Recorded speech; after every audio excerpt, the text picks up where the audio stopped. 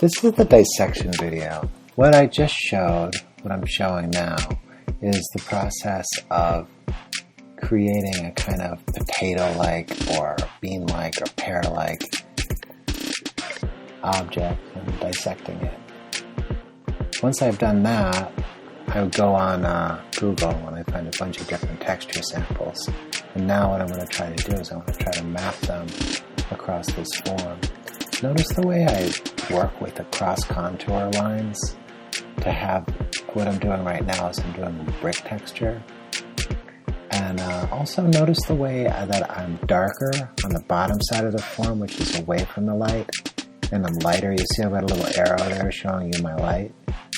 So I'm doing brick texture using the idea that I used inside of a set of forming cracks where I've got a dark side and a light side.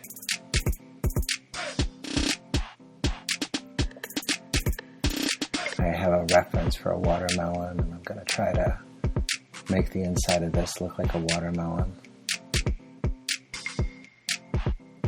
I kind of decided that I wanted to have the watermelon be a little translucent, so I made the bottom end a little dark. Okay, over here I'm going to do tree bark. And I've got a tree bark sample.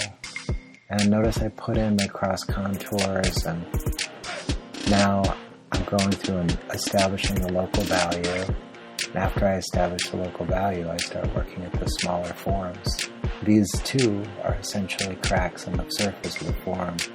And I think it starts looking fairly realistic. On the inside, I wanted to make it look like a kind of a wedge of wood. And so I used the sample that I got. Now up front, again, establishing local value.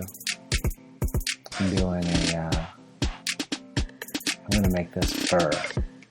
And like I said, it's a lot like hair. Like I said in one of our other videos, it's a lot like hair, only smaller units.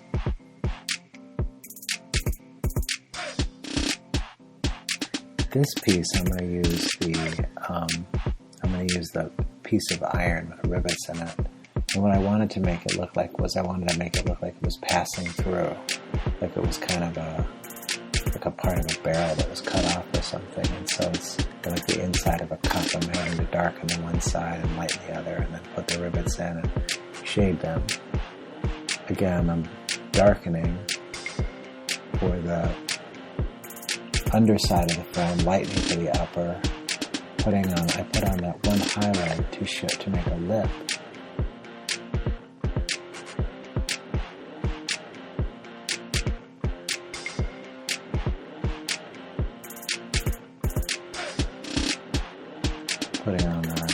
Going to the last bit of form now.